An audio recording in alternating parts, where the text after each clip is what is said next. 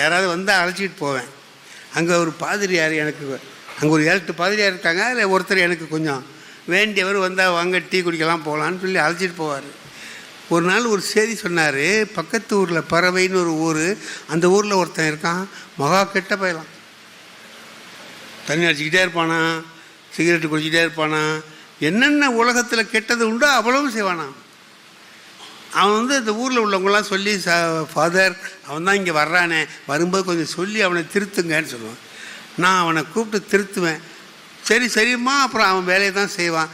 வர வர போ என்ன ஆயிட்டுன்னு கேட்டால் என்னை கண்டா ஒதுங்க ஆரம்பிச்சிட்டான். இந்த ஆள் ஏதாவது அறிவுரை சொல்லுவான், ஏன்டா விட்டுன்ட்டு அவன் போகிறான். அன்றைக்கி ஒரு நாள் அவனாகவே வந்தான். சார், இவன் நம்மளை கண்டு ஓடுவான், இன்றைக்கி ஏன்டா வர்றான்னு பார்த்தேன். கிட்ட வந்தான்.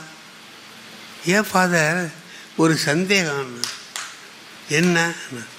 இந்த முழங்காலில் வலி வருதே, அது ஏன் வருது? அப்போ ஃபாதர் நினச்சாரான், இப்போ செஞ்ச அநியாயத்துக்கு சீக்கு வந்துட்டு இவனுக்கு அப்படின்னு நினச்சிக்கிட்டேன். விடாமல் தண்ணி அடித்தா வரும். சிகரெட்டு விடாமல் குடித்து செயின் ஸ்மோக்கர்னு பேர் வாங்கினி இல்லை வரும். நீ கிடந்து அலைச்ச வராமல் என்னடா பண்ணும், அதான் வந்திருக்கு. அப்படியா ஃபாதர்? நான் எனக்கு ஏன்னு தெரியல, வந்துட்டுல உனக்கு அப்படின்னா. எனக்கு இல்லை ஃபாதர், போப்பாண்டவர் ஒரு வாரமாக மூட்டு வலியில் ஆஸ்பத்திரியில் இருக்கிறாருன்னு பேப்பரில் படித்தேன். ஏன் வருதுன்னு நினச்சேன். இப்போ நீங்கள் சொன்னவொடனே தெரிஞ்சு போச்சு. Download ShareChat.